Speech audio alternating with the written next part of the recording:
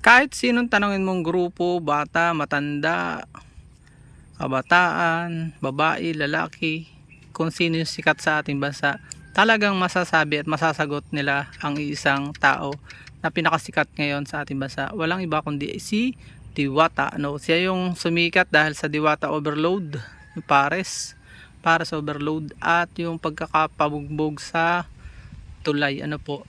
At hindi ko rin po mapigilan sarili ko magawa ng reaction video through mga photos na kinuha natin sa mga videos din na natin napanood. Tayo ay nakikigamit lang po pasintabi sa mga may-ari ng mga videos na mga larawan na ating kinuhanan. Tayo po ay for lang, educational purpose, po, no infringement intent. Kaya po nais kong talakayin bakit nga ba sobrang sikat itong si Diwata, ba't bigla siyang sumikat at kakambal nun ang swerteng dinanas niya. Marami mga Pilipino ang laging gusto maging instant millionaire, parang ayaw pagdaanan yung hirap. Na-inspire ako, kaya nagawa po ako ng reaction video dito kay Diwata, na sana itong video ito ay maging inspirasyon din sa mga Pilipinong naghihirap na gayanin natin ang kanyang buhay. So umpisahan po natin yung kanyang buhay. Siya po ay si Deo Balbuena sa Tubong Samar. Na ngayon ay may pwesto sa Pasay. Kung kakamali, comment nyo na lang below. Na nangarap na magkaroon ng magandang buhay. Nagsimula sa pagtitinda ng mga sigarilyo sa ilalim ng tulay, tumira doon at nabugbog siya at nagkasugat. Doon siya nagtrending na nagsayaw pa siya sa presinto. Ayan, yun yung simula ng kanyang kwento at nagkaroon na discover. Rin siya, nag-guest sa Kuya Will, kay Vice Ganda. So, yan ay ngayon ay nagsushooting na rin siya sa Batang Quiapo, sabi niya. So, yun ang sa pag Friday. So, nakakatuwa yung kwento niya mula doon sa nasa ilalim tulay, squatter, nag-aagawan pa sa bahay sa ilalim tulay, may kaagawan. Ngayon ay may mansion dahil nga may bahay na magandang masasabi. At may nagbibigay, bakit nga ba may mga nagbibigay, bakit siya dinudumog, sabi nung isang kasabihan, kapag dumating na yung tamang panahon para sa'yo, walang makapipigil nito, kaya samantalahin mo nito, parang bulaklak lang yan, kapag bubukad na, walang makapipigil nito, kahit sino, kahit simentohin pa yung iyong sanga, kung magpipilit na yung lumabas yung iyong suloy, ika nga, yun yung illustration na nagustuhan ko, sinemento, umiyak. Dumating sa weathering season, sa tamang timing, bumiyak yung halaman at lumabas dahil yun doon ipinaliwanag yung perfect illustration na yun, na kapag panahon mo na, wala nang magagawa ang sino man para hadlangan ang iyong pag-unlad. Po. So yun po, bigla instant celebrity, instant na millionaire. Ito si Diwata na nung may mag-interview ay hindi naman siya ganun kalaki ang kita kahit marami napila. Alam niyo naman pagtindahan, hindi siya ganun kabilis. Kailangan ng management at galing sa skill sa pag-iipon ng pera, pag-handle ng mga tauhang napakadami. Yun, bigla na lang siya binigyan ng mga celebrity. Bakit nga ba siya sumisikat? Sapagkat nung makita ng mga media na dinudumog yung kanyang pares, pumunta mga media man, iba't ibang media, GMA, iba't ibang mga media personality. Yun ay malaking bagay para sumikat ang isang tao. Ang inyong lingkod nga minsan lang na televise, dumami na yung umangat bigla yung subscriber ko dati sa una naming channel, ang Brother Eric Tinor SDC TV. Na feature po tayo sa channel 4. So malaking pogi po yun sa isang vlogger. Kaya ngayon po mapapansin ninyo sa kanyang tindahan, sandamakbak doon ay hindi naman nakain dahil doon sa kanyang paninda, kundi dahil gusto siyang makita. So dahil nga doon sa na-intriga sa kanyang mga pinagsasabi at sa challenge na pakinggan from direct from sa kanyang bibig na yung mga inspiring words, naging napaka-powerful lang ng kanyang salita dahil nga siya isang instant celebrity. May pinagdaanan siya, hinaghugutan. Yan ang gustong marinig ng taong bayan, yung mga inspiring dahil nga napakaganda ng kanyang kwento, pagsusumikap, laban lang sa buhay, pagsipag, pag gusto mo, ay gawin mo at talagang may mangyayari ka, may mararating ka. So napakaganda ng mga salitang naririnig ko mula sa kanya sa mga video ng aking napapanood. Yun din po yung gusto kong ibahagi sa atin, na tsaga-tsaga lang tayo. Gayanin natin si Diwata. Sample lang siya. Actually marami pang example sa ating bansa, no? Si Rosmar na isa ring napanood ko rin yung video ng kanyang pagsisimula. Nakaka-inspire din, ano? Later siguro natin karon tayo na reaction video about Rosmar. Sino ba yung mga personality pa na dumumog sa kanya na naging dahilan para biglang lalo siyang dumugin? Ito una po, ito nataw netox po siya, no? Nanghiram din tayo ng mga screenshot ng kanyang interview sa Tony Talks. At talaga namang nakakatuwa na itong si Diwata ay yun nga, doon ko natuklasan yung mga nung pinanood ko yung video na yun, na Teo Balbena ang kanya pangalan. Ayun, sumasali din sa mga beauty contest na mga bading dating hindi matanggap ng magulang, ganun. Pero bago namatay natanggap din. Taga Samar po siya.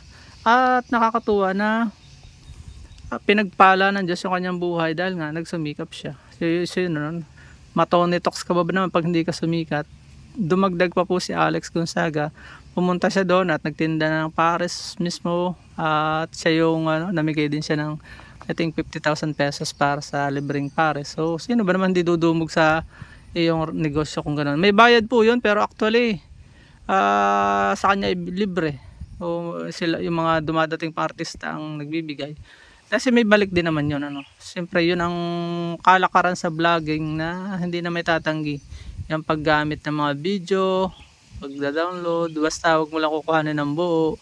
Yan ay mga freedom of sa media sa atin. So yun nga, pag tinumog ka ng artista, susunod na maging si Chinkitan nagpunta na rin sa kanya, nagkaroon siya ng interview dahil isang vlogger din si Chinkitan. Alam niyo naman yung mga sikat na personality na yan, Mr. Chink Positive. Pagka na-interview ko naman, lalo kang sisikat. Si Ibana malapit, alam ko magkakamera din si Ibana.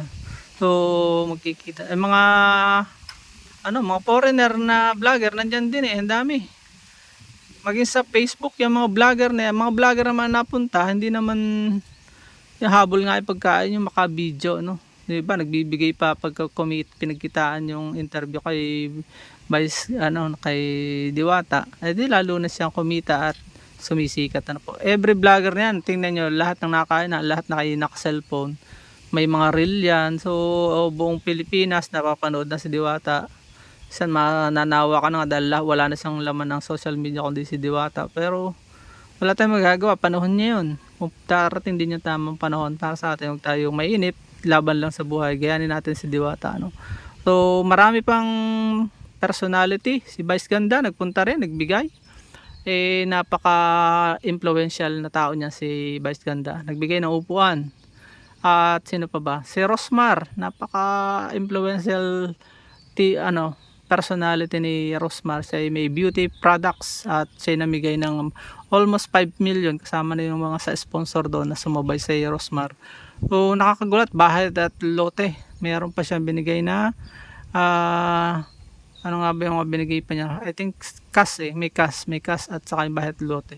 So yun, nakakatuwa, Sabi nga nung iba, ito na yung totoong pangarap ng iba. Huwag bigyan yung mahihirap, bigyan yung mga nagsusumikap para mamotivate yung mga mahihirap. Bagaman di rin masamang bigyan ng mahihirap, pero maganda nga ito. Maraming mahihirap na may inspired na ba? Pagka nagsusumikap pala, sinusuportahan ng iba. Nakakatuwa, At hindi man may tatangging may balik nga yung mga nagbibigay, pero may mga bukal sa loob din ang nagbibigay at walang hinihintay na kapalit. At talaga namang hindi naman matatangging kalakaran na yan sa social media na give and take. Tulungan ng mga vlogger. Pag sikat mo, sisikat din ako. Parang ganon. Kaya sana magkatulungan nga tayong lahat bilang isang Pilipino. Yun lang.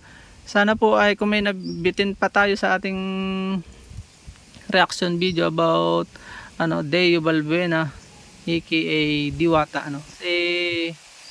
dagdagan na lang po natin. At sana, alam ko marami pang pupunta na mga artista diyan, baka mga international ay magsugudan ng mga artista dahil naiintriga nga dun sa Diwata Pares Overload. At ako natutuwa din dahil nga Isa pa kaya siya dinudumog, biglang sumisikat, nag-i-innovate po siya ng kanyang mga produkto. Meron na rin siyang ano yun, mga goat, ano yun, may sabaw siya yung tawag dito, mga goto, mga ganyan, Diwata, nalimutan ko yung isa, i-comment nyo na ba ngayon, yung may sabaw, nakalimutan ko, may mga sabaw, masasarap, basta masasarap yung mga sabaw na pinapakita. Sabi na ba, ay may mga baser din, kaya lalong dumadami habang may mga nagbabas.